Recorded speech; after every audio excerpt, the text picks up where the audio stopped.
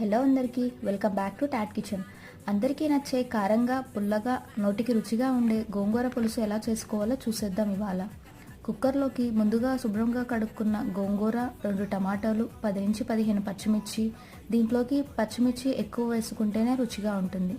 కొంచెం చింతపండు, పసుపు, కారం, వాటర్ పోసుకుని 3 to 4 విజిల్స్ వచ్చేంత వరకు ఉడికించుకోవాలి. తర్వాత మీ టేస్ట్కి తగ్గ గల్లుప్పు వేసుకుని మెదుపుకోవాలి.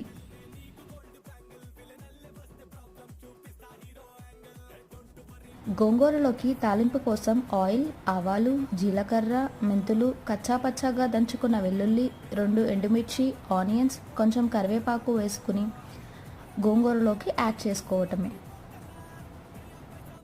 గోంగూర పులుసు రెడీ. దీనికి కాంబినేషన్గా ఆనియన్ లేదా ఆమ్లెట్ వేసుకుని తింటే టేస్ట్ వేరే లెవెల్ ఉంటుంది. Subscribe to Tot kitchen.